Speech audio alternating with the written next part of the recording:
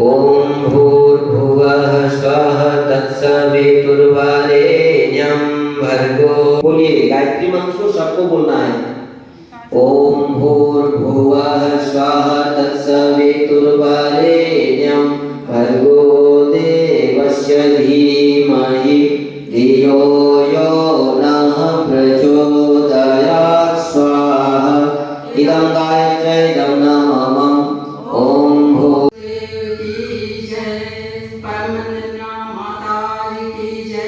गायत्री माता की जय। गुरु ब्रह्मा गुरु विष्णु गुरुदेव महेश्वर गुरुदेव परब्रह्म तस्मै श्री गुरुवे नमः। अखण्डमण्डलाकारं व्याप्तं येन चराचरं तत्पदं दर्शितं येन तस्मै श्री गुरुवे नमः। तस्मै श्री गुरुवे नमः।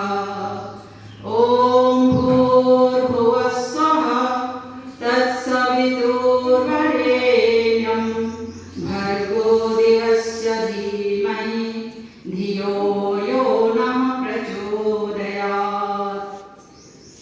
नमामि शमिशान्निर्वाणरूपं विभुं व्यापकं ब्रह्मवेदस्वरूपं निजं निर्गुणं निर्विकल्पं निरीहं चिदाकाशमाकाशवासं भजेऽहं।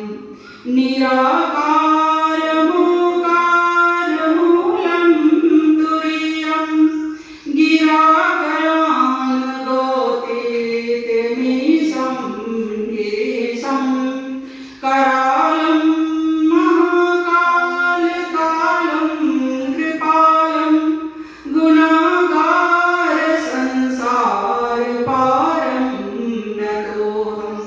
तुषाराद्रिशङ्काशगौरं गम्भीरं मनोभूतकोटिप्रभाश्रीशरीरं स्फुरन्मौलिकल्लोलिनी चारुगङ्गा लसवधालतालेन्दुकण्ठे भुजङ्गा चलतकुण्डलं रोषुनेत्रं विशालं प्रशनाननं नीलकण्ठं दयालं मृगाधीशचर्माम्बरं मुण्डमालं प्रियं शङ्करं सर्वनाथं भजामि।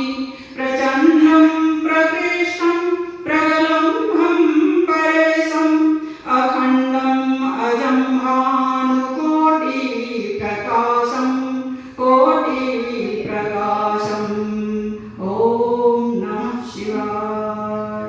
ॐ भूर्भुवः स्वः तत्सवितुर्वरेण्यं भर्गो देवस्य धीमहि धियो यो नः प्रचोदयात्।